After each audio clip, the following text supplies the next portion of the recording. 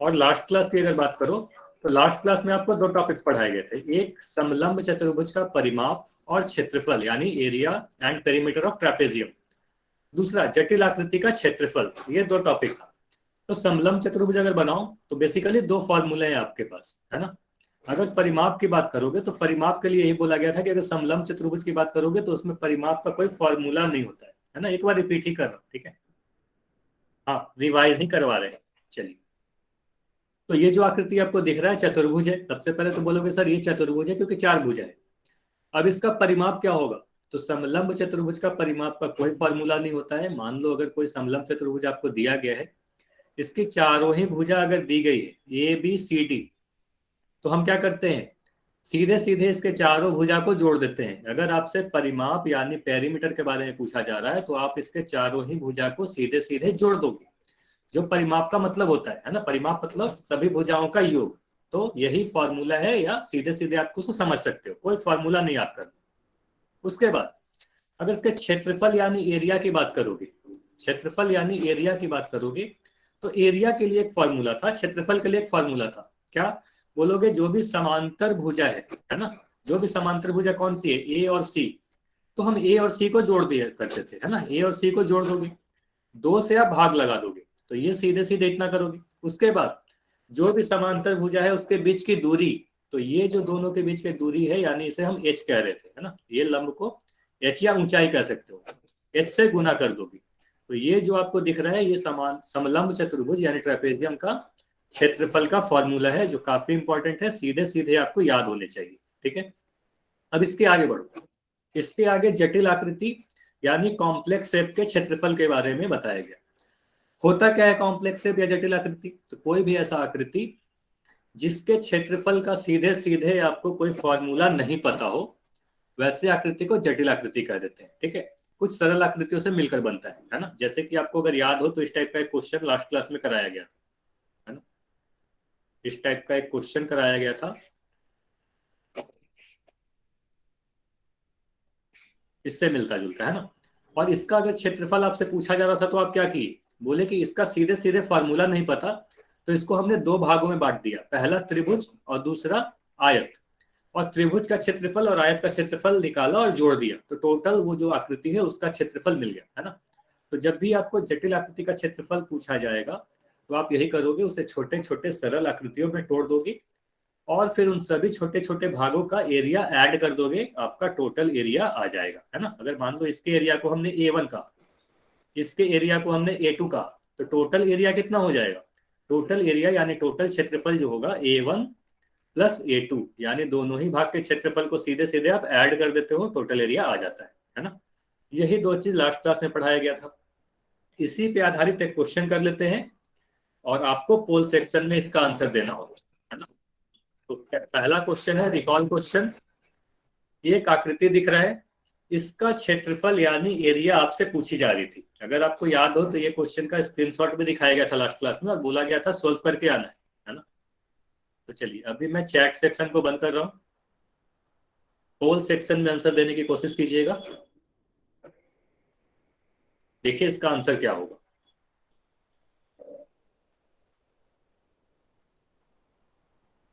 तो ये जो भी फिगर दिख रहा है इसका डायरेक्ट फॉर्मूला नहीं है आपके पास, इसका क्षेत्रफल कैलकुलेट करने के लिए कोई भी डायरेक्ट फॉर्मूला नहीं है। तो इसे आप छोटे छोटे भागों में तोड़ोगे, देखो आप किस तरीके से इसे तोड़ते हो, कैसे टोटल एरिया फाइंड करोगे, ठीक है। ट्राई कीजिए, उसके बाद मैं करूंगा, एक बार आपको ट्राई करना।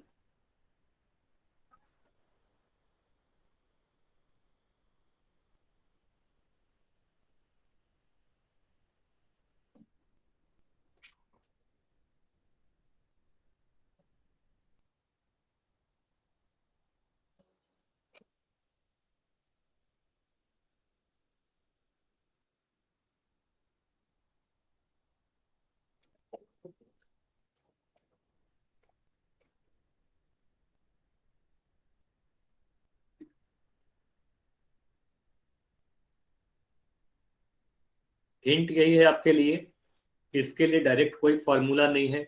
आप कुछ लाइंस ड्रॉ करोगे, इसे छोटे छोटे आकृतियों में बांटोगे, जो सरल आकृति के डायरेक्ट फॉर्मूला आपको पता है ना। फिर सभी भागों के क्षेत्रफल कैलकुलेट करो अलग अलग, और टोटल एरिया के लिए सभी भागों के क्षेत्रफल को ऐड कर दोगे, है ना, तो आपका आंसर आ जाएगा।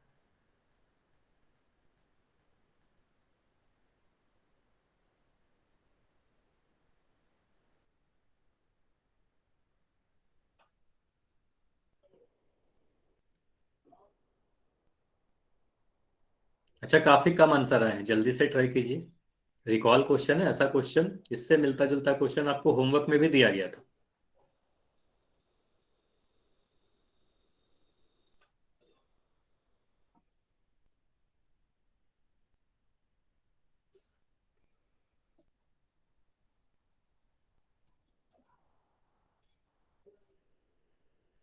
चलिए 10 सेकंड और रुकेंगे, ठीक है। 10 सेकंड के बाद इसको पोल को एंड करिए किया जाएगा और इस क्वेश्चन को डिस्कस करेंगे, ठीक है।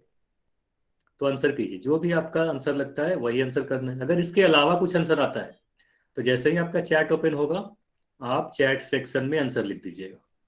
अगर इसके अलावा आपको लगता है कि ये चारों में से कुछ और आंसर है हमारा, तो चैट सेक्शन में लिख देना है। 5 सेकंड और, ठीक है। 5, 4, 3, 2, 1। अब मैं पोल एंड कर दे रहा हूं और अब आपका चैट सेक्शन ओपन है। तो अगर पोल में आंसर नहीं कर पाए हैं तो आंसर कीजिएगा। चलिए, सबसे पहले तो ये बोलूंगा ये काफी इंपॉर्टेंट क्वेश्चन है, तो अभी चैट में कोई कुछ नहीं लिखना है ना। तो स्क्रीन पर देखना है कैसे इसको सोल्व करना है, ठीक है। अच्छा, देखते हैं अरमान, डी सही है या बी सही है या ए सही है या सी सही है ना, देखते हैं कौन सा आंसर सही होने वाला है। तो चलिए इस आकृति को एक नए पेज पर बना लेते हैं, है ना। तो यहाँ पर आपको दिख रहा है एक नया पेज पे। अब इस टोटल एरिया जो भी आपको पिंक कलर का दिख रहा है, इसकी ही क्षेत्रफल निकालनी है, इसकी ही एरिया कैलकुलेट करना है। तो इसके लिए क्या कर सकते हैं हम लोग, देखो इस तरीके से दो लाइन ड्रॉ कर दो, ठीक है। इस तरीके से दो लाइन ड्रॉ कर दिया। अब यहाँ पर देखो, ये जो भी आकृति आपको दिख रहा था ये तीन भागों में बट गया, है ना। पहला भाग ये हमारा दिखा जिसका क्षेत्रफल को हम A1 लिख रहे हैं, है ना। मान लो पहले वाले भाग का एरिया A1 है। ये दूसरा वाला जो है इसका भाग, इस भाग का एरिया A2 है। और तीसरे वाले भाग का एरिया A3 है। और ये A1, A2, A3 ये तीनों के तीनों क्या है, तीनों ही के तीनों आयत है यानी रेक्टेंगल है ना। ऊपर वाला भाग, बीच वाला भाग और नीचे वाला भाग, तीनों ही भागों को देखो, तीन भागों में बट गया ना। तीनों ही आयत है, रेक्टेंगल है ना, इतना समझ में आ रहा है। तीनों ही रेक्टेंगल दिख रहे हैं, आयत दिख रहे हैं। अब तीनों ही का एरिया कैलकुलेट कर लो। मान लो अगर मैं A1 सोल्व करने की कोशिश करूं कि A1 कितना होगा, A1 का मान कितना आएगा। बोलोगे सर A1 जो होगा वो लंबाई गुने चौड़ाई के बराबर होगा। आयत का क्षेत्रफल क्या होता है, लंबाई गुना चौड़ाई। और जो ऊपर का भाग है एक आयत दिख रहा है, तो लंबाई गुना चौड़ाई कर देंगे। लंबाई कितना है, साफ साफ दिख रहा है, इस आयत का लंबाई हमारा 4 सेंटीमीटर है, तो यहाँ पर लिख दिया 4 सेंटीमीटर। चौड़ाई कितना है, इसका चौड़ाई हमें दिख रहा है 2 सेंटीमीटर, तो यहाँ पर लिख दिया 2 सेंटीमीटर। यहां से हमें क्या मिला, पहले भाग A1 का मान 8 सेंटीमीटर स्क्वायर है। इतना क्लियर है सभी का, इतना तक क्लियर है तो वाई लिख के बताइए। उसके बाद एक एक स्टेप करके आगे बढ़ेंगे। इतना क्लियर है ना, A1 का मान 8 सेंटीमीटर स्क्वायर आया, ऊपर वाला भाग। अब बीच वाले भाग को देखो, है ना, जिसे A2 लिखा जा रहा है ना। A2 का मान क्या होगा, आप बोलोगे सर A2 जो है यानी बीच वाला भाग जो है वो अभी एक आयत है, वो अभी एक रेक्टेंगल है। अब इसके क्षेत्रफल के लिए भी आप लंबाई गुना चौड़ाई करोगे, है ना। क्षेत्रफल का फॉर्मूला पढ़ाया गया था, आयत का क्षेत्रफल लंबाई गुना चौड़ाई। अब इसकी लंबाई कितनी होगी, अच्छा ये भाग को देखो, इतना भाग कितना होगा, 4 सेंटीमीटर होगा ना, क्योंकि एक आयत है ऊपर वाला, तो ये हमारा 4 सेंटीमीटर के बराबर होगा, ठीक है। ये समझ में आ रहा है, इतना भाग 4 सेंटीमीटर होगा। अब ये वाला भाग देखो, इतना भाग 1 सेंटीमीटर दिया गया है ना। और ये क्वेश्चन में साफ साफ लिखा हुआ है, देखो यहाँ पर टिक लगाया हो ना, ये वाला इस तरीके से देखो, यहाँ पर एक लाइन दिया हुआ है और यहाँ पर एक लाइन दिया हुआ है। इसका मतलब ये अगर 1 सेंटीमीटर है तो यह भी 1 सेंटीमीटर है। और यहां से हमें पता चल रहा है यह वाला भाग भी 1 सेंटीमीटर है, ठीक है। तो यहां से पता चला ये जो आयत की लंबाई है ये पूरी कितनी हो गई, 4 यहाँ पर, एक बाएं तरफ एक दाएं तरफ, तो यहाँ पर टोटल मिला 6 सेंटीमीटर, है ना। तो ये पूरी जो आयत, बीच वाला जो आयत दिख रहा है जिसे हम A2 कह रहे हैं, उसकी लंबाई है 6 सेंटीमीटर, है ना। ये लंबाई 6 सेंटीमीटर है। चौड़ाई कितनी है, चौड़ाई तो साफ साफ दिख रहा है 5 सेंटीमीटर के बराबर, तो ये हमारा 5 सेंटीमीटर के बराबर है ना। तो यहां से जो क्षेत्रफल आया A2 ये हमारा आया 30 सेंटीमीटर स्क्वायर। ये बताओ यहां तक क्लियर है, बीच वाले भाग का एरिया कैसे निकाला, इतना तक क्लियर है तो वाई लिख के बताइए, फिर आगे बढ़ेंगे। ठीक है, ठीक है, जहां पर डाउट होगा वहां पर पूछ लीजिएगा। चलिए अब आगे बढ़ते हैं। अब A3 यानी नीचे वाले भाग का एरिया कैलकुलेट करो। तो अगर A3 कैलकुलेट करोगे तो दो तरीके से कर सकते हो। सीधे सीधे बोलोगे सर नीचे वाला रेक्टेंगल और ऊपर वाला रेक्टेंगल बिल्कुल एक जैसा है, क्योंकि ये 4 सेंटीमीटर है और इसकी चौड़ाई 2 सेंटीमीटर है, तो बिल्कुल एक जैसा है, तो A3 और A1 बराबर होगा। A3 और A1 के बराबर होगा, और सीधे सीधे आप बोल सकते हो ये 8 सेंटीमीटर स्क्वायर के बराबर होगा। या आप ऐसे भी कैलकुलेट कर सकते हो कि लंबाई गुना चौड़ाई भी अगर आप करोगे तो लंबाई आपको दिख रहा है 4 सेंटीमीटर, है ना, चौड़ाई आपको दिख रहा है 2 सेंटीमीटर, तो यहां से भी सॉल्व करोगे तो 8 सेंटीमीटर स्क्वायर ही आया, है ना। तो दोनों ही तरीके से कर सकते हो, बिल्कुल एक ही आएगा। अब देखो टोटल एरिया की बात करो। अगर ये पूरी आकृति की अगर टोटल एरिया अगर हम ए लिख रहे हैं कि टोटल क्षेत्रफल ए के बराबर है, तो टोटल क्षेत्रफल तीन भागों के क्षेत्रफल के योग के बराबर होगा, सभी को जोड़ दोगे, मतलब A1 plus A2 plus A3। अब जोड़कर बताओ कितना आ रहा है, सभी लोग जोड़िए और बताइए। A1 A2 और A3 को जोड़ोगे तो कितना मिलेगा। A1 का मान आपको दिख रहा है 8 सेंटीमीटर स्क्वायर, A2 का मान आपको दिख रहा है 30 सेंटीमीटर स्क्वायर, A3 का मान आपको दिख रहा है 8 सेंटीमीटर स्क्वायर। इन तीनों को जोड़ोगे आपको मिल जाएगा 46 सेंटीमीटर स्क्वायर। ये समझ में आया, इतना क्लियर है ना सभी को, काफी आसान था, बस आपको पहचानना था आप किस तरीके से आप करते हो। ठीक है, तो आंसर कौन सा होगा। अच्छा जल्दी से स्क्रीनशॉट ले लीजिए इसकी, जल्दी से स्क्रीनशॉट ले लोगे। 5 सेकंड का समय दे रहा हूं, 5 4 3 2 1। चलिए, तो आंसर कौन सा सही होगा हमारा, ऑप्शन नंबर बी हमारा सही आंसर है ना। ऑप्शन नंबर बी में दिया गया 46 सेंटीमीटर स्क्वायर। ठीक है, तो ये हमारा सही आंसर होगा। तो काफी आसान था, इस तरीके से हमने टोटल एरिया कैलकुलेट कर लिया छोटे छोटे भागों में तोड़कर। चलिए आगे बढ़ते हैं आज के पहले टॉपिक की तरफ।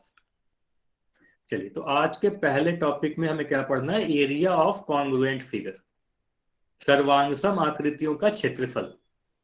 अच्छा, हाँ नितिन बताइए क्या डाउट है, माइक ऑन करके बताइए जल्दी से। सर मुझे लगा कि 40D है, मैंने डी पे लगा दिया। अच्छा कोई बात नहीं, पोल में आंसर गलत हो गया ना, अब समझ में आ गया ना। Yes sir. ठीक है कोई बात नहीं, पोल में आंसर गलत हो जाता है तो कोई बात नहीं। ठीक ये है, नेक्स्ट आंसर टाइम तो से ध्यान। सही आया था सर, लेकिन पोल में गलत लग गया, मुझे लगा डी। ठीक है, ठीक है, तो वही करना है ना, आगे से ध्यान रखना है कि जो आंसर है सही से ध्यान रखिएगा। ठीक है, चलिए कोई बात। अब देखो क्या लिखा है, सर्वांगसम आकृतियों का क्षेत्रफल। सर्वांगसम वर्ड सभी ने सुना है, हाँ या ना। ज्यामिति पढ़ाते समय सिखाया गया था ना सर्वांगसम, त्रिभुजों की सर्वांग समता, है ना, पढ़ाया गया था। 5 क्राइटेरिया पढ़ाए गए थे, है ना, RHS, side angle side, SSS, angle side angle, है ना, एंगल एंगल साइड, ये सारे 5 क्राइटेरिया पढ़ाए गए थे, है ना। सर्वांगसम का मतलब क्या बताया गया था, सर्वांगसम का मतलब यही बताया गया था, सर्व अंग सम, इसी तरीके से आपको बताया गया था। मतलब कोई दो आकृति अगर बिल्कुल एक जैसी हो, ध्यान से सुनिए क्या क्या चीज पढ़ाया जा रहा है। दो आकृति अगर बिल्कुल एक जैसी हो तो उसे हम सर्वांगसम आकृति कहते हैं। ठीक है, उनके शेप साइज आकार सारी चीज इक्वल है ना, तब उन्हें सर्वांगसम आकृति कहेंगे, कॉन्ग्रुएंट फिगर कहेंगे। अब अगर हम कह रहे हैं कि दोनों बिल्कुल एक जैसी है, तो दो आकृति अगर सर्वांगसम है तो उनके क्षेत्रफल क्या होंगे, क्षेत्रफल बराबर होंगे या नहीं होंगे।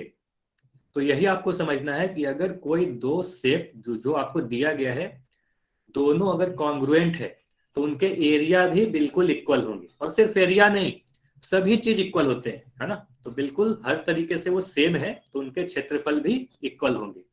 तो वही यहाँ पर लिख रखा है कि सर्वांगसम आकृतियों का क्षेत्रफल हमेशा समान रहता है, मतलब इक्वल रहता है ना। तो अगर दो आकृति दो शेप अगर दिया हुआ है कि वो दोनों सर्वांगसम है तो उनका क्षेत्रफल हमेशा इक्वल होगा।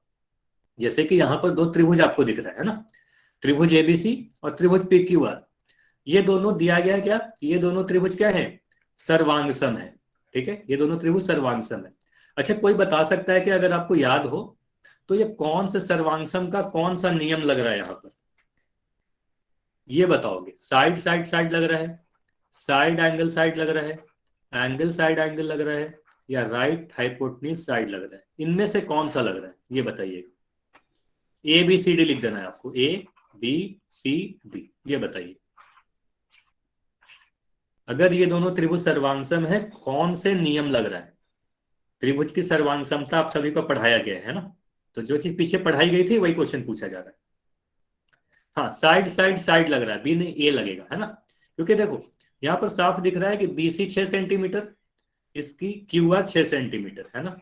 यहाँ पर हमें दिख रहा है AB 5 सेंटीमीटर, यहाँ पर हमें दिख रहा है PQ 5 सेंटीमीटर, यहाँ पर हमें दिख रहा है AC 5 सेंटीमीटर, यहाँ पर PR 5 सेंटीमीटर। पहले वाले त्रिभुज की तीनों भुजा दूसरे वाले त्रिभुज की तीनों भुजा के बराबर है, तो साइड साइड साइड यानी भुजा भुजा भुजा प्रतिबंध से ये दोनों त्रिभुज सर्वांगसम है। अच्छा अब बताओ, पहले वाले त्रिभुज का क्षेत्रफल कोई बता सकता है क्या? पहले वाले त्रिभुज का क्षेत्रफल क्या होगा? कैलकुलेट करो, सारी चीज पढ़ाई गई है इसीलिए आपसे पूछा जा रहा है ना, ये सारी चीज पढ़ाई जा चुकी है। तो देखो इस वाले त्रिभुज का क्षेत्रफल क्या होगा? आप बोलोगे सर त्रिभुज का क्षेत्रफल क्या होता है? 1/2 गुना आधार गुना ऊंचाई, है ना।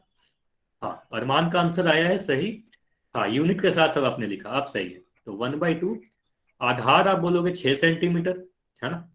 ऊंचाई कितना बोलोगे? ऊंचाई 4। तो यहां से आप कैलकुलेट करोगे तो आपको मिल जाएगा 12 सेंटीमीटर स्क्वायर, है ना। तो आपने क्या कहा कि सर ABC त्रिभुज, इसका जो क्षेत्रफल है ये 12 सेंटीमीटर वर्ग के बराबर है। तो मुझे ये बताओ, अगर ये दोनों त्रिभुज सर्वांगसम है तो PQR का क्षेत्रफल कितना होगा? त्रिभुज PQR का क्षेत्रफल कितना होगा?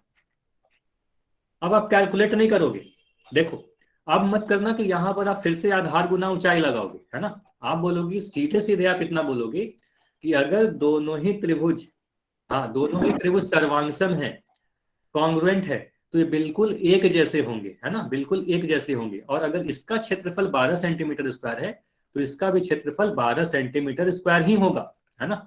तो वही चीज यहाँ पर दिख रहा है कि अगर पहले वाले त्रिभुज का क्षेत्रफल 12 सेंटीमीटर स्क्वायर है तो दूसरे वाले त्रिभुज का क्षेत्रफल सीधे सीधे आप लिख दोगे कि यह भी 12 सेंटीमीटर स्क्वायर के बराबर ही होगा।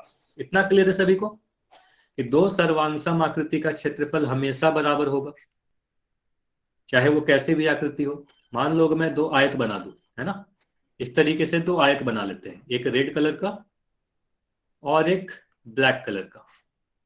अगर मैं कह रहा हूं कि ये दोनों आयत जो है सर्वांगसम है, अगर ये दोनों आयत सर्वांगसम है, इसका क्षेत्रफल अगर 40 सेंटीमीटर स्क्वायर है तो इस वाले का क्षेत्रफल कितना होगा ये बताइए।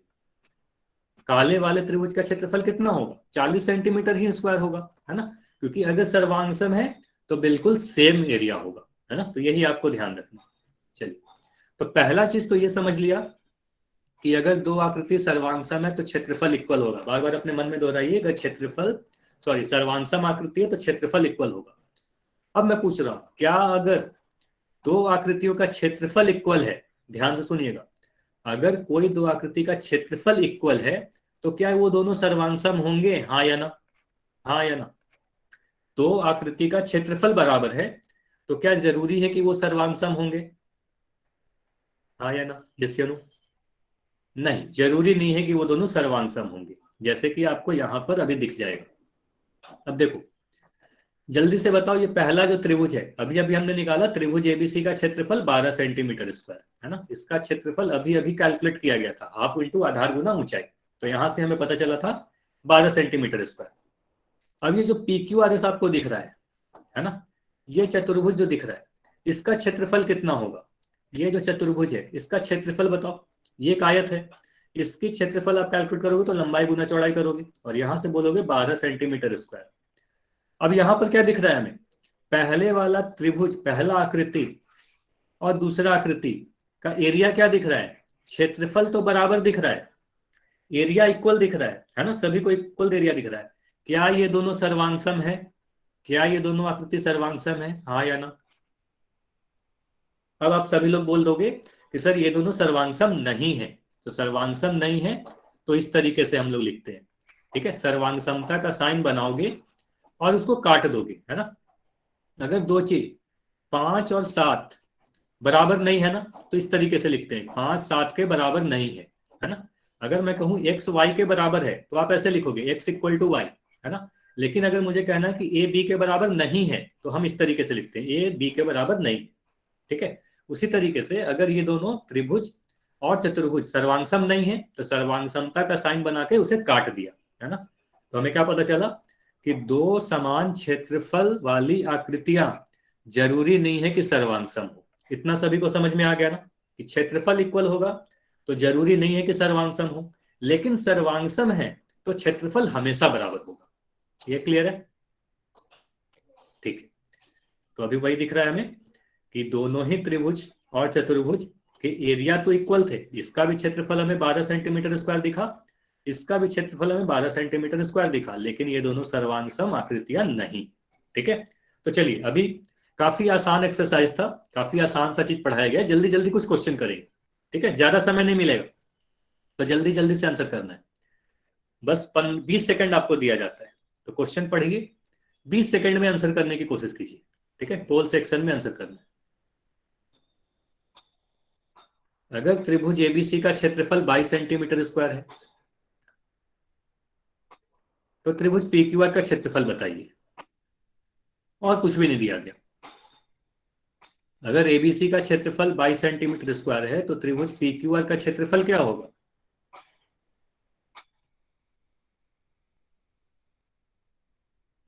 ग्यारह होगा, 22 होगा, 44 होगा या 33 होगा?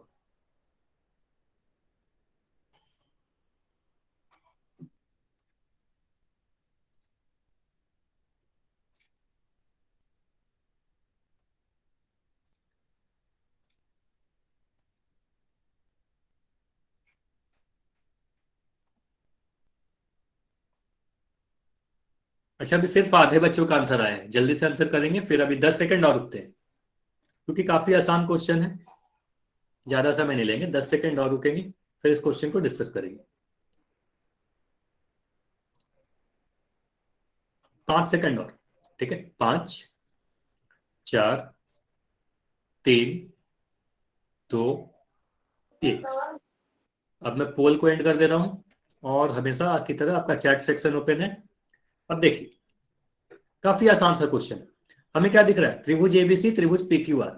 अब देखो यहां पर अगर मैं कहूं कि एसी भुजा, एसी भुजा किसके बराबर है? पीक्यू के बराबर है। एसी भुजा पीक्यू के बराबर है। हमें अभी तक नहीं पता कि ये दोनों त्रिभुज सर्वांगसम है या नहीं, तो हम इसको चेक करते हैं कि क्या ये दोनों सर्वांगसम है। अगर एसी भुजा में क्या दिख रही है? एसी भुजा पीक्यू भुजा के बराबर है ना, ये दोनों भुजा बराबर दिख रही। अब देखो बीसी भुजा, बीसी भुजा क्यूआर के बराबर है ना, बीसी भुजा क्यूआर के बराबर है। ठीक है, बीसी भुजा क्यूआर के बराबर है। इतना क्लियर है?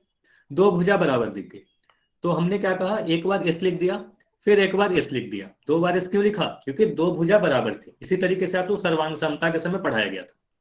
अब जो दो भुजा आप देख रहे हो, एक भुजा एसी को देखो और एक भुजा बीसी को देखो, इसके बीच का कोण क्या है? 70 डिग्री का कोण है। अब यहां पर भी इस त्रिभुज में देखो तो 4 सेंटीमीटर और 3 सेंटीमीटर, यानी पीक्यू और क्यूआर के बीच वाला जो कोण है वो 70 डिग्री ही है। तो जो भी दो भुजा आप देख रहे हो उसके बीच वाला कोण बराबर है, तो एंगल के लिए ए लिखते थे, है ना। अगर आपको याद आ रहा होगा, सर्वांग समता पढ़ाते समय यही बताया गया था। तो साइड एंगल, साइड प्रतिबंध से ये दोनों ही त्रिभुज क्या हो गए? ये दोनों त्रिभुज सर्वांगसम होंगे। इतना क्लियर है? इतना समझ में आया कि ये दोनों त्रिभुज सर्वांगसम हो गए। साइड एंगल साइड यानी भुजा कोण भुजा प्रतिबंध से ये दोनों त्रिभुज सर्वांगसम है। अगर कोई डाउट है तो अभी पूछ लीजिए, फिर आगे बढ़ेंगे। ठीक है, समझ में आ गया? चलिए अब देखो, अगर दोनों ही त्रिभुज सर्वांगसम है, अब इस वाले त्रिभुज का क्षेत्रफल अगर कह रहा हूं 22 सेंटीमीटर स्क्वायर है, तो इस त्रिभुज का क्षेत्रफल क्या होगा? तो इसका भी क्षेत्रफल 22 सेंटीमीटर स्क्वायर हो जाएगा। तो आपको कुछ नहीं करना था, बस देख लेना था कि ये दोनों त्रिभुज सर्वांगसम है। पहले वाले का क्षेत्रफल अगर 22 सेंटीमीटर स्क्वायर है तो दूसरे वाले का भी क्षेत्रफल 22 सेंटीमीटर स्क्वायर ही होगा। तो हमारा आंसर ऑप्शन बी सही आंसर होगा। इतना क्लियर है? इसमें कोई डाउट है तो जल्दी से पूछिए, फिर आगे बढ़ेंगे।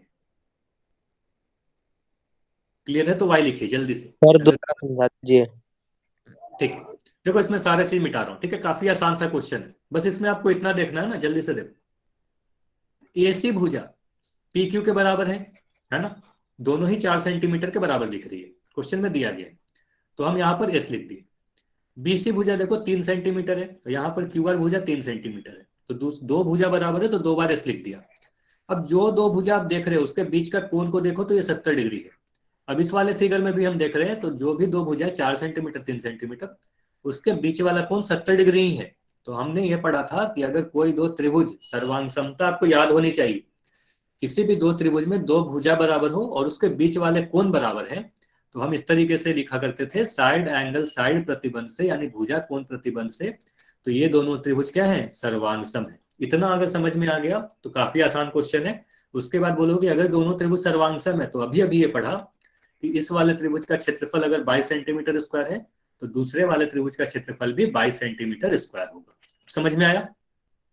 Yes sir. ठीक है, तो भुजा कोण भुजा प्रतिबंध याद होनी चाहिए।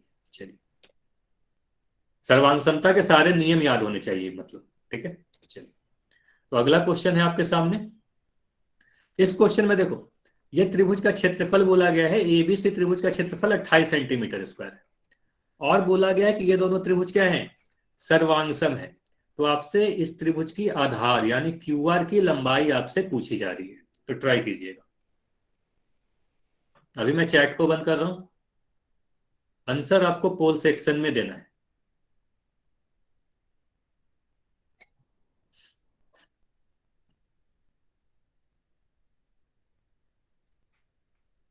देखो, आधार आपसे पीक्यूआर त्रिभुज का पूछा जा रहा है, त्रिभुज पीक्यूआर का आधार आपसे पूछा जा रहा है, जबकि क्षेत्रफल त्रिभुज एबीसी की दी गई है।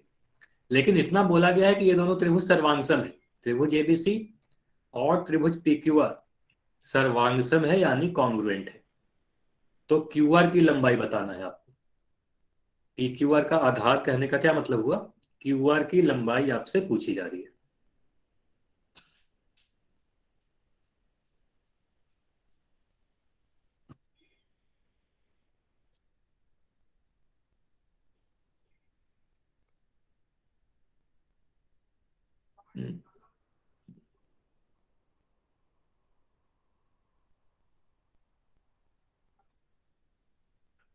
क्यूआर का लंबाई देखो 8 सेंटीमीटर होगा, 7 सेंटीमीटर होगा, 9 सेंटीमीटर होगा या 6 सेंटीमीटर होगा।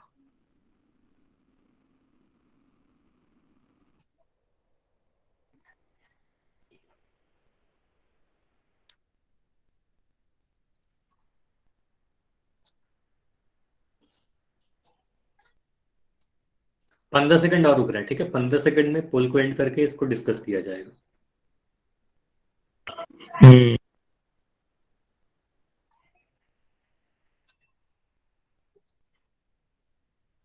और अगर आपको लगता है, हमेशा आपको यही बोला जाता है कि इसके अलावा हमेशा आपको सॉल्व करना है, पोल आपके पास रहे चाहे नहीं रहे। पोल, कई बच्चे को होता है कि पोल सेक्शन नहीं आता है, तो जैसे ही चैट ऑन होगा चैट में लिख दीजिएगा। और अगर इसके अलावा कुछ आंसर आता है तो वो भी लिख दीजिएगा। 10 सेकंड और, ठीक है? 10 सेकंड और।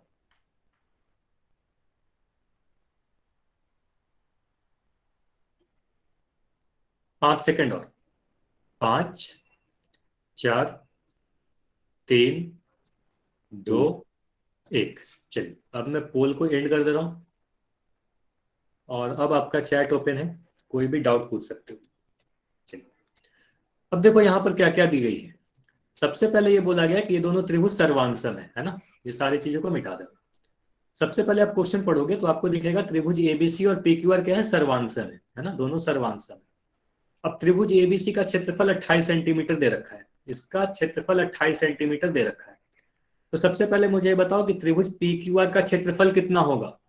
त्रिभुज पीक्यूआर का क्षेत्रफल कितना होगा? अगर हम इस तरीके से लिखे ए आर त्रिभुज पीक्यूआर, मतलब त्रिभुज पीक्यूआर का क्षेत्रफल की बात की जा रही है, तो 28 सेंटीमीटर स्क्वायर ही होगा क्योंकि दोनों सर्वांगसम है, तो क्षेत्रफल बराबर होते हैं। ठीक है, अब देखो क्षेत्रफल का फॉर्मूला लगाओ। त्रिभुज पीक्यूआर का अगर आप कहोगे सर इसका अगर हमें क्षेत्रफल ज्ञात करना होता तो क्या करते, हाफ गुना आधार गुना ऊंचाई, यही करते हो ना, हाफ गुना आधार गुना ऊंचाई।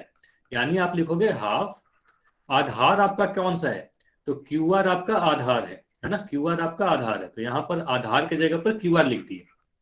ऊंचाई क्या है, ऊंचाई ये वाली भुजा है 7 सेंटीमीटर, है ना? ये हमारी 7 सेंटीमीटर इस त्रिभुज का ऊंचाई है ना? तो यहाँ ऊंचाई की जगह पर क्या लिख दिया, या तो आप पीएस लिख दो है ना, या फिर 7 सेंटीमीटर ही लिख दो, है ना। तो यहाँ पर मैं अभी के लिए PS लिख दे रहा हूँ, है ना, और ये 28 सेंटीमीटर स्क्वायर के बराबर है। अब इसके आगे सोल्व करोगे तो क्या मिलेगा आपको, 1/2 PQR क्या है, हमारा आधार है यानी बेस है, तो उसे B लिख दिया जा रहा है। PS क्या है, हमारा ऊंचाई है जिसका मान 7 है, और इसे सोल्व करोगे तो यहाँ पर 28 आ गया।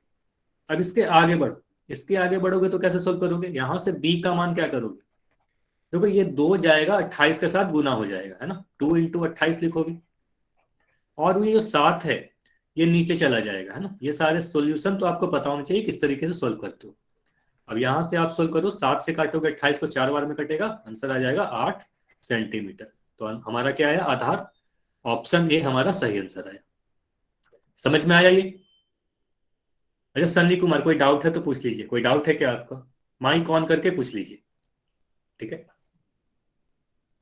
समझ में आया तो वाई लिखिए जल्दी से, सभी लोग जिनको समझ में आया वाई लिखिएगा, जिनका कोई डाउट है वो डाउट पूछ लीजिए जल्दी से, फिर आगे बढ़ेंगे। चलिए तो फिर आगे बढ़ते हैं, सभी का समझ में आ गया, सभी लोग वाई लिख रहे हो, तो बस आपको देखना है कि क्षेत्रफल बराबर होते हैं सर्वांग आकृतियों के। अब देखिए आगे हमें अगले टॉपिक में क्या, हाँ बताइए क्या डाउट है क्या किसी का। मेरा तो 7 आ रहा सर। कैसे 7 आ रहा है बताइए, एक्सप्लेन कीजिए आप, मैं देख रहा हूँ क्या कैसे 7 आ रहा है। सर 28 को आप किया तो 14 आएगा। एक मिनट में, यहां तक समझ में आया, यहां तक समझ में आया कि नहीं, यहां तक ऐसे ही किया ना। Yes sir. ठीक है, इसके आगे आप मान भर दो ना, 1/2।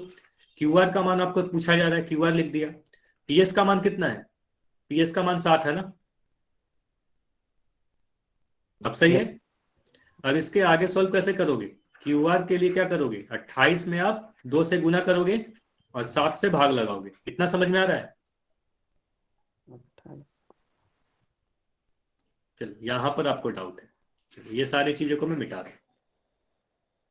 अगर मैं लिख रहा हूं 1/2 गुना QR गुना 7 बराबर 28, यस यहां सर, आ गया आ गया आ गया। आ गया ना, चलिए समझ में आ गया। Yes sir. चलिए ठीक है, तो ये छोटे छोटे सॉल्यूशंस आपको ध्यान से करने हैं, ठीक है। चलिए ओके। चलिए तो आगे बढ़ते हैं।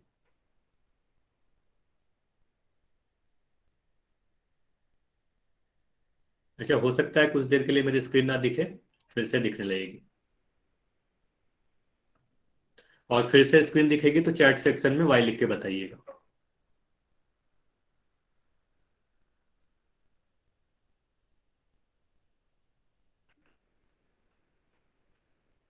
ठीक है अब दिख रही है ना। चलो देखो आगे हमें क्या पढ़ना है, सॉलिड फिगर यानी 3D से ठोस आकृतियां या त्रिविमीय आकृति। जब मेंसुरेशन जब मेंसुरेशन पढ़ाया जा रहा था, यानी क्षेत्रमिति जब स्टार्ट किया गया था, तो पहले क्लास में आपको 2D और 3D में अंतर बताया गया था। द्विविमीय बताया गया था कि ऐसी आकृति जिसमें सिर्फ 2 विमा हो, मतलब लंबाई और सिर्फ चौड़ाई हो, उसे हम द्विविमीय यानी 2 डायमेंशन कहते हैं, जिसे आप अपने पेपर पे कॉपी पर बना सकते हो, जैसे कि त्रिभुज, चतुर्भुज, वृत्त इत्यादि। 3D क्या होता है, नाम से ही क्लियर है, त्रिविमीय मतलब 3 विमा हो, मतलब ऐसी आकृति जिसमें 3 विमा हो, उसे ही क्या कहते हैं, उसे ही हम त्रिविमीय आकृति कहते हैं। तो ध्यान से देखिए क्या लिखा है, वे सभी आकृति जिनकी 3 विमा हो, 3 विमा का मतलब लंबाई चौड़ाई ऊंचाई, इसे ही हम विमा कहते हैं, 3 डायमेंशन होते हैं, लंबाई चौड़ाई ऊंचाई, तो ऐसे आकृति को त्रिविमीय आकृति कहते हैं। ठीक है। दूसरे तरीके से, इस तरीके से ध्यान रखिएगा, कोई भी आकृति कुछ स्थान घेरती है ना, अगर अपने कॉपी पर आप उसे बनाओगे तो कुछ स्थान वो घेरेगी। अगर हवा में भी कुछ स्थान घेरने लगे, है ना, अगर कोई आकृति ऐसा हो जो आपके टेबल पे तो कुछ स्थान घेर ही रही है, कुछ हवा में भी स्थान घेर रही है, तो ऐसे आकृति को हम 3 डायमेंशन यानी 3D बोलेंगे। ठीक है, जैसे कि अगर एक पेज मैं ले लूं, हाँ मैंने समझाया भी था, ये चीज पहले भी कराया जा चुका है। अगर मैं एक पेज ले लूं तो इसे आप 2D बोलोगे, अगर आपके कॉपी का एक पेज है तो इसे आप 2D बोलोगे। लेकिन आप अगर एक बुक की बात करो, है ना, अगर आप एक बुक की बात करो तो बुक के लिए आप क्या कहोगे, बुक में लंबाई चौड़ाई के साथ एक ऊंचाई है, हवा में भी स्थान घेर रही है, तो हवा में स्थान घेर रही है तो वो 3D हो जाएगा, त्रिविमीय हो जाएगा। तो ये जो भी आकृति आपको दिख रहा है यह क्या है, त्रिविमीय है। इसमें एक लंबाई है, एक चौड़ाई है और एक ऊंचाई है। तो ऐसे आकृति को 3D यानी त्रिविमीय आकृति कहेंगे। ठीक है, अब देखो होते काफी तरह के त्रिविमीय आकृति है, लेकिन आपको जो पढ़ना है आपके सिलेबस में क्या क्या है, घनाभ, सभी को एक एक करके हम लोग अभी देखने वाले हैं। अगर आपको कुछ के नाम नहीं भी पता तो कोई दिक्कत नहीं, एक एक करके हम लोग सभी को देखेंगे। घनाभ जिसे क्यूबॉइड कहते हैं, घन जिसे क्यूब कहते हैं, बेलन जिसे सिलेंडर कहते हैं, शंकु जिसे कोन कहते हैं। तो ये सारे नाम आपको पता होना चाहिए अभी के लिए। अब देखो घनाभ के आकृति के सभी उदाहरण देंगे, एक एक उदाहरण बताइए घनाभ के आकृति का क्या होता है। तो आप बोलोगे सर बुक है ना, किताब, आपके पास जो बुक है ना। पासा, अच्छा लूडो का पासा तो संदूक, हाँ संदूक है, बुक ठीक है। टीवी, हाँ टीवी को बोल सकते हैं, घन भी बोल सकते हैं, उसे मिलता जुलता बोल सकते हैं, टीवी मिलता जुलता। अच्छा मोबाइल का डब्बा है ना, मोबाइल का डब्बा अगर आप सभी ने देखा होगा तो मोबाइल का डब्बा जनरली घनाभ की आकृति का होता है ना। चलिए आप जिस रूम में बैठे हुए हो, आप जिस रूम में बैठे हुए हो वो या तो घनाभ होगा या घन होगा, है ना। चलिए लूडो आपने खेला होगा, तो लूडो का जो डाइस होता है ना, लूडो का जो डाइस होता है उसे ही पासा, वह घन की आकृति का होता है। बेलन की आकृति का क्या होता है, बेलन की आकृति का एक पाइप होता है ना, जिससे हम लोग, या टैंक होता है ना, टैंक होता है जिसमें हम लोग पानी स्टोर करते हैं, या कुछ बॉटल होता है ना, बॉटल्स। तो ये सारे के सारे, या ग्लास जिसमें हम लोग पानी पीते हैं। तो एग्जैक्ट तो नहीं है लेकिन मिलता जुलता है ना, बाल्टी को भी मिलता जुलता कह सकते हैं। ऐसे बाल्टी के बारे में क्लास 10th में और आप लोग पढ़ोगे, जिसे हम लोग छिन्नक कहते हैं, वो हम लोग आगे देखेंगे, है ना। चलिए तो ये सारी चीज। अच्छा कोन की आकृति का क्या होता है, कोन यानी शंकु की आकृति का कोई उदाहरण दे सकता है क्या, टोपी, जोकर टोपी है ना, या birthday cap, ice cream cone, very good है ना, बर्थडे कैप, जोकर टोपी, आइसक्रीम कोन, ये सारे के सारे होते हैं। अच्छा इन सभी में एक कॉमन चीज क्या है, अगर मैं बोलूं कि ये सभी में कॉमन क्या है, क्या ऐसा है जो सभी में है।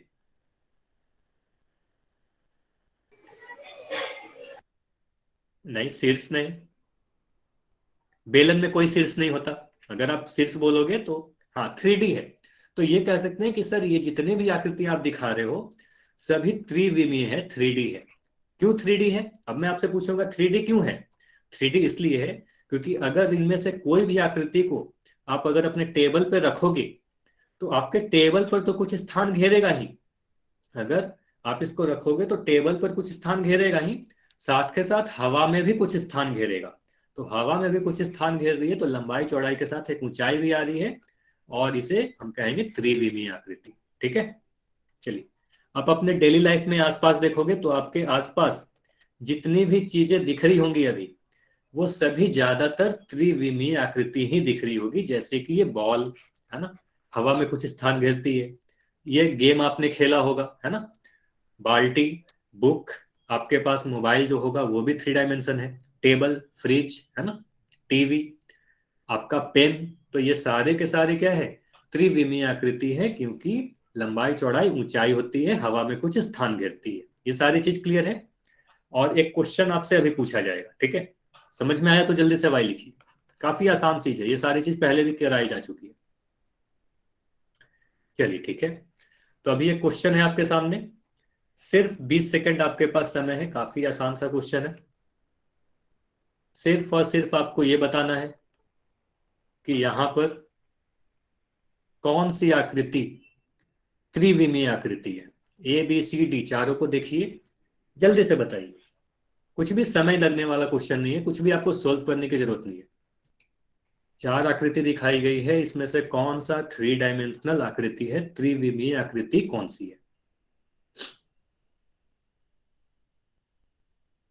चलिए 15 सेकंड और रुकेंगे, क्योंकि काफी आसान सा क्वेश्चन है, बिल्कुल ज्यादा समय नहीं लेंगे। 10 सेकंड और।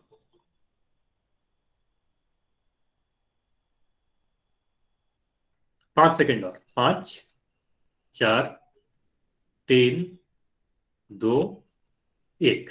चलिए अब मैं पोल को एंड कर दे रहा हूं।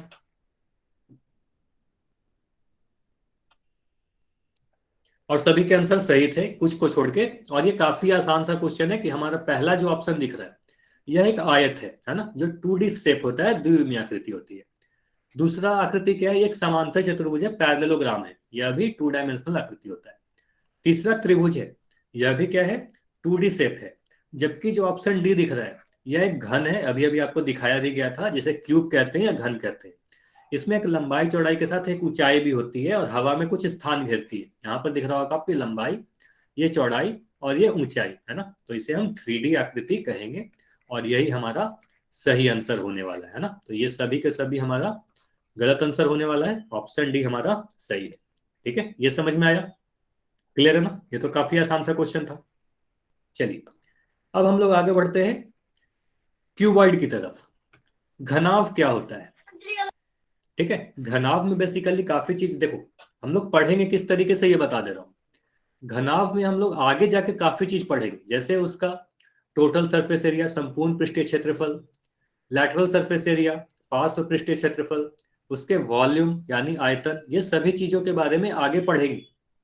अभी हम लोग ये देखते हैं क्यूबॉइड होता क्या है, उसमें फेसेस क्या होते हैं, एजेस क्या होते हैं, वर्टेक्स क्या होते हैं, यानी फलक, किनारे और शीर्ष कहते किसे हैं, कितने कितने फलक होते हैं, कितने किनारे होते हैं, कितने शीर्ष होते हैं। पहले इन सभी की चीज से चर्चा कर लेंगे, फिर आगे देखेंगे उसका वॉल्यूम वगैरह।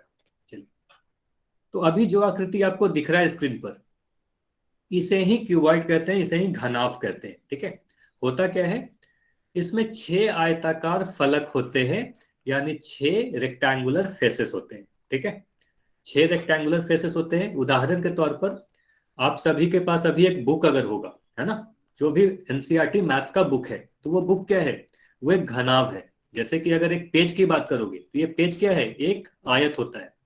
लेकिन अगर एक पेज के ऊपर आप पेज रखते जाओ, है ना, तो काफी मोटी हो जाएगी, है ना। अगर पेज के ऊपर आप पेज रखते जाओ तो ये काफी मोटी हो जाएगी और एक आपका बुक बन जाएगा, है ना। पेज के ऊपर आपने पेज रखते गए तो इस तरीके से आपका एक बुक मिल के तैयार हो गया। और ये जो किताब है इसे ही हम घनाभ या क्यूबॉइड कहेंगे। इतना क्लियर है? चलिए, अच्छा मैं अगर पूछ रहा हूं कि घनाभ का ये जो नीचे का जो आधार आपको दिख रहा है, ये आधार किस प्रकार का है, इसका क्या शेप है, सिर्फ आधार की आप बात करोगे। ये जो नीचे का भाग दिख रहा है ये किस शेप का है, जिसे मैं अभी रंग रहा हूं।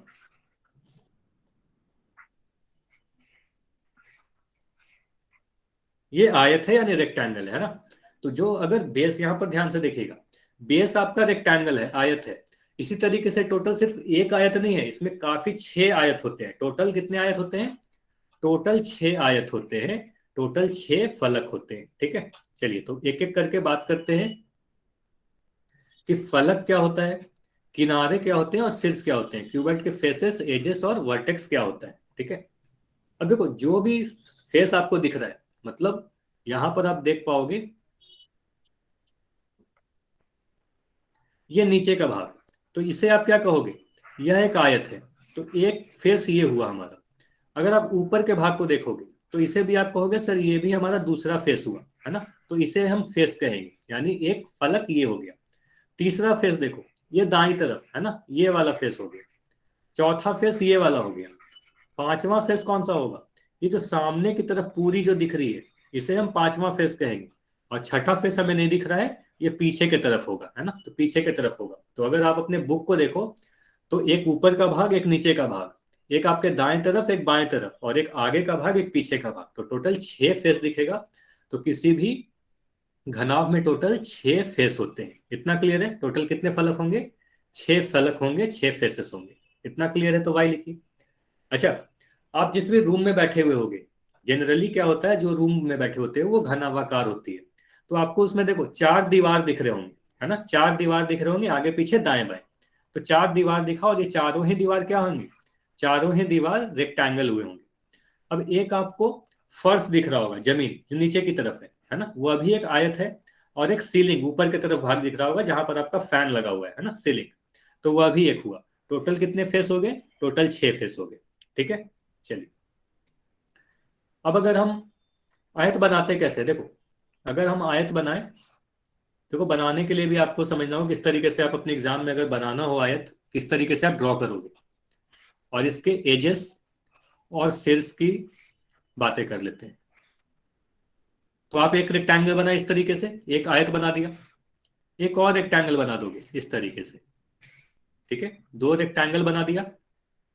अब इन सभी को इस तरीके से ज्वाइन कर दो, है ना, इस तरीके से आपको ज्वाइन कर देना है, ठीक है। तो ये बन गया हमारा घनाभ, ठीक है। ये समझ में आया किस तरीके से बनाते हैं, ठीक है, काफी आसान है। एक रेक्टेंगल बना दो इस तरीके से, एक रेक्टेंगल और बना दो इस तरीके से, और इस तरीके से मिला दो, है ना, सभी के कॉर्नर्स को मिला दो, है ना। तो इस तरीके से आपका बन जाएगा घनाभ। सभी को बनाना है साथ के साथ, ट्राई कीजिएगा। अब देखो, ये तो समझ लिया कि फलक फेसेस कितने होते हैं, 6 फलक होते हैं, ठीक। अच्छा, अगर हम आपसे पूछे कि एज यानी बताइए किनारे कितने होते हैं, देखो किनारे किसे कहते हैं, ये जो लाइंस आपको दिख रहे हैं, एक ये हुआ हमारा, दूसरा ये हुआ, तीसरा ये हुआ, चौथा ये हुआ, मतलब 4 किनारे ऊपर की तरफ। आप सभी के पास अगर अभी बुक है तो बुक के देखिए 4 किनारे ऊपर की तरफ दिख रहे होंगे, फिर 4 किनारे आपको नीचे की तरफ दिख रहे होंगे, है ना, 4 किनारे आपको नीचे की तरफ दिखेंगे, 1 2 3 4, ठीक है। टोटल कितने हो गए, 4 + 4 8 हो गया हमारा, 4 ऊपर 4 नीचे। और होगा क्या, तो बिल्कुल और होगा, ये देखिए इनको जोड़ने वाला 4, ऐसे ऐसे खड़े खड़े, है ना, तो ये 4 हमें इस तरीके से दिख गए एजेस, है ना। तो 4 और एजेस उनको मिलाने वाले, तो टोटल कितने हो गए, 4 + 4 + 4 12। तो एजेस यानी किनारे कितने हो गए, 12 हो गया। ये समझ में आया, 4 4 4 12 एजेस हो गया, यानी 12 किनारे हो गए, ठीक है। अब कॉर्नर्स की बात करते हैं। किना कॉर्नर्स यानी शीर्ष यानी वर्टेक्स, है ना। वर्टेक्स क्या होता है, देखो ये जो कोने दिख रहे हैं ना आपको, 4 कोने ऊपर की तरफ दिख रहे होंगे, है ना, 4 कोना आपको दिखेगा ऊपर की तरफ। तो ये जो कॉर्नर्स है, इसी कॉर्नर्स को हम लोग वर्टेक्स कहते हैं, या हिंदी में शीर्ष कहते हैं, है ना, इसे ही हम शीर्ष कहते हैं। तो कितने शीर्ष होंगे, 4 ऊपर दिखेंगे, 4 शीर्ष आपको नीचे दिखेगा, है ना, 4 शीर्ष आपको नीचे दिखेगा, ठीक है। तो शीर्ष कितने हो गए, 8 शीर्ष हो गया। ये समझ में आया। तो क्या क्या चीज आपने सीखा, 6 फलक होते हैं, 12 शीर्ष होता है, और 12 किनारे होते हैं, 8 शीर्ष होता है ना। 6 फलक, 12 किनारा, 8 शीर्ष, है ना, वही लिख रखा है यहाँ पे। तो सभी लोग लिख लीजिएगा इसको जल्दी जल्दी करके। किसी भी घनाभ में फलक क्या होते हैं, किनारे की संख्या। अच्छा, फलक कितना होता है, 6 फलक होता है, लिख लीजिएगा जल्दी से। एज कितना होता है, तो एज हमारे पास 12 होता है, और वर्टेक्स कितना होता है, वर्टेक्स 8 होता है, यानी शीर्ष 8 होता है। ये समझ में आया सभी को। फलक 6 कौन कौन से होंगे, किनारे 12 कौन कौन से होंगे, और शीर्ष 8 कौन कौन से होंगे, ठीक है, सभी को समझ में आ गया। तो फलक 6, एज 12, और वर्टेक्स यानी शीर्ष 8, ये याद रखना है, जल्दी से आपसे एग्जाम में क्वेश्चन पूछा जा सकता है। और ये भी ध्यान रखना है कि जो आयत का आधार होता है, ये आधार एक रेक्टेंगल यानी एक आयत होता है ना, एक आयत होता है। आयत के ऊपर अगर आयत रखते जाओगे तो एक घनाभ बन जाएगा, ठीक है। चलिए, तो अभी एक क्वेश्चन है आपके लिए। पहला क्वेश्चन में आपसे पूछा जा रहा है घनाभ के कितने शीर्ष होते हैं। पहला क्वेश्चन अभी अभी आपको पढ़ाया गया, सीधे सीधे आपसे पूछा जा रहा है घनाभ में कितने शीर्ष होते हैं। कोई भी कॉपी पेन की जरूरत नहीं है, अगर आपने ध्यान से सुना होगा 5 सेकंड में आंसर कर दोगे। 15 सेकंड आपको दिया जा रहा है।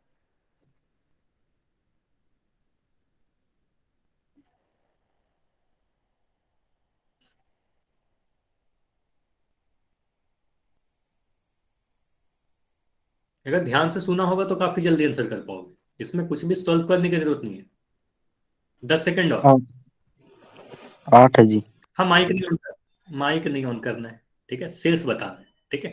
पोल सेक्शन में आंसर दीजिए। पोल नहीं आता, अगर पोल के बारे में नहीं पता है क्लास के बाद पूछ लीजिएगा, या फिर चैट सेक्शन में आंसर लिखिएगा जब आपका चैट ओपन होगा, ठीक है। 5 सेकंड और, 5 सेकंड में पोल को एंड कर दिया जाएगा। अब देखो ये काफी आसान क्वेश्चन है, लेकिन अभी भी काफी कम आंसर आए हैं, तो आंसर सभी को करना है, ठीक है। जैसे ही आप आंसर करते हो पता चल जाता है कि आपने आंसर किया है, ठीक है। 5 4 3 2 1। तो अब मैं पोल को एंड कर दे रहा हूं। तो देखिए अभी अभी सीधे सीधे आपको पढ़ा दिया गया कि किसी भी घनाभ में शीर्षों की संख्या 8 होती है। सीधे सीधे आपको ध्यान रखना है कि वर्टेक्स की संख्या 8 होती है। कौन कौन होता है? 1 2 शीर्ष यानी वर्टेक्स, कोना है ना, कोने जो होते हैं उसे ही हम शीर्ष कहते हैं, कॉर्नर्स को, है ना। जिस तरीके से त्रिभुज में इसे क्या कहते थे, अगर आप त्रिभुज बनाओगे तो यहाँ पर 3 शीर्ष होते थे, है ना। तो इसे ही हम क्या कहेंगे, यहाँ पर इस कोने को शीर्ष कहेंगे, है ना। तो 1 2 3 4 नीचे की तरफ, तो टोटल कितने हो गए? टोटल हमारा 8 हो गया। तो आंसर क्या होगा? ऑप्शन नंबर बी हमारा सही उत्तर हुआ। ठीक है, तो ये तो काफी आसान सा क्वेश्चन था। अब अगले क्वेश्चन में आपसे पूछा जा रहा है कि ये जो घनाभ है इसमें कुछ पिंक कलर का और कुछ ग्रीन कलर का दिखाया गया है। तो ग्रीन कलर वाला, हरे कलर से जो भी भाग आपको दिख रहा है, यह भाग क्या है? फलक है, किनारे है, शीर्ष है या बिंदु है? ये बताइए। जो हरे कलर का भाग दिख रहा है वो फलक है, किनारे हैं, शीर्ष है या बिंदु है?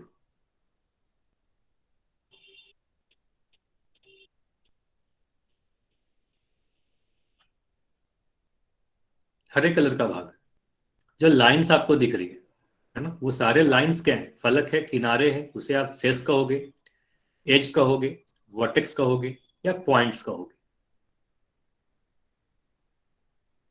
10 सेकंड और रुकते हैं, फिर इसको एंड किया जाएगा। काफी आसान क्वेश्चन है सर।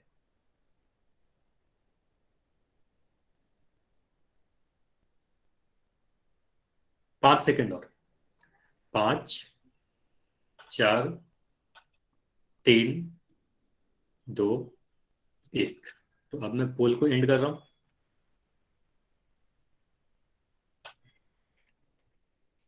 सर जी मैंने गलती से डी पे क्लिक कर दिया। अच्छा, कोई बात नहीं, ठीक है। अगर गलती से कोई गलती हो जाए तो कोई बात नहीं, अगले बार से आपको ध्यान रखना है, ठीक है। और चैट सेक्शन में आंसर सही दे दीजिए अगर ऐसा है तो। चलिए, तो हरे कलर से जो दिखाया गया, देखो ये सारे जो लाइंस है ना, यही हरे कलर का दिखाया गया था, और उसे अब मैं लाल कलर से बना रहा हूँ, ठीक है। जो हरा था उसे मैं अभी लाल कलर से बना रहा हूँ ताकि आपको दिख जाए, है ना। तो 1 2 3 4, है ना। फिर नीचे की तरफ देखो, 5 6 7 8, और ये 9 10 11 12, और ये 12 क्या क्या होते हैं? एजेस यानी किनारे होते हैं। तो किसी भी घनाभ में 12 क्या होते हैं? एजेस होते हैं, किनारे होते हैं। और ये जो लाइंस हैं, है ना, आप अपने बुक को देखो, जो ऊपर में 4 लाइन दिख रहे हैं, नीचे में 4 लाइन दिख रहे हैं, फिर वो खड़े खड़े जो 4 लाइंस होंगे उसे ही हम किनारे कहते हैं, एजेस कहते हैं, ठीक है। तो आंसर क्या होगा?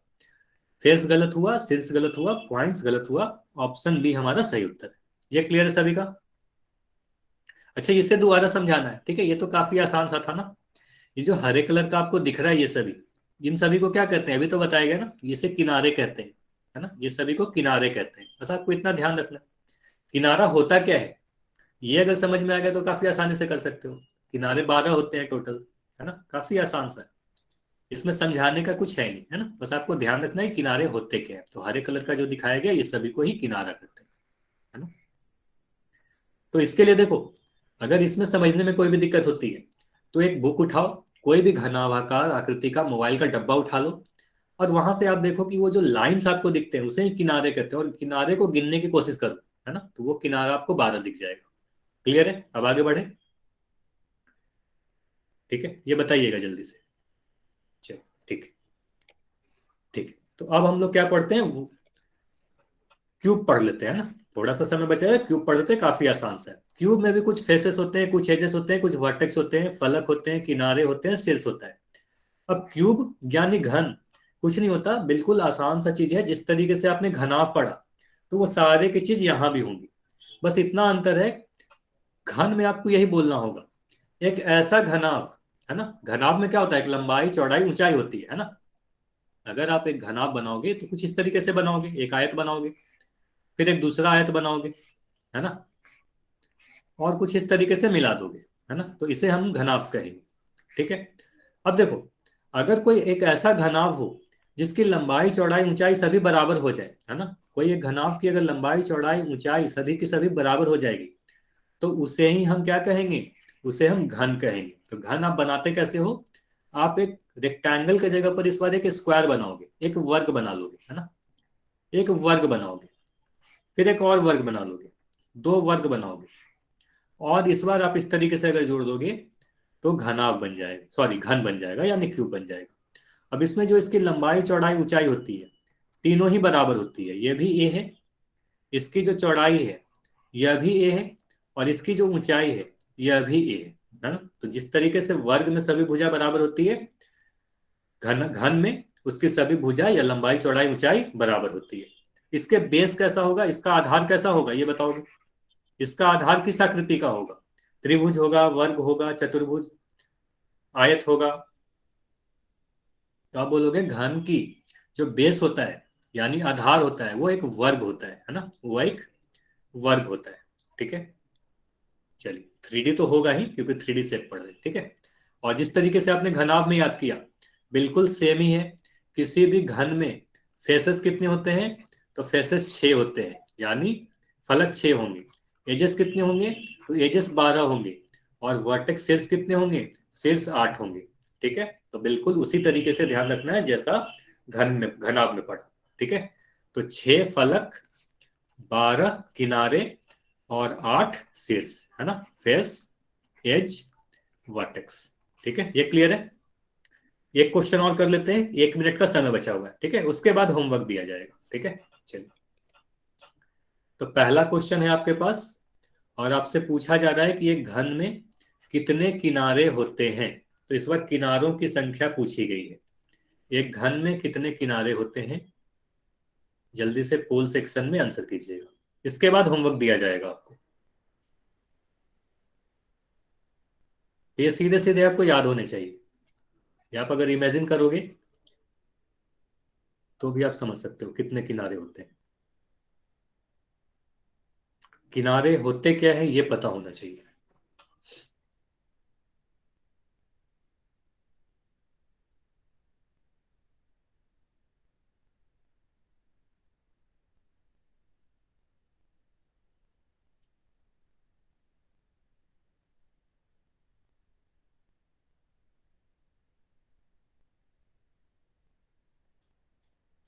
चलिए 10 सेकंड और रुकते हैं, 10 सेकंड बाद इस पोल को एंड करके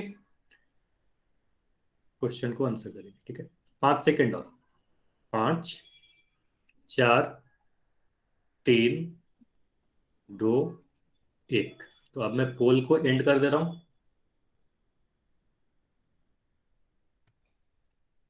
चलिए अब समझते हैं।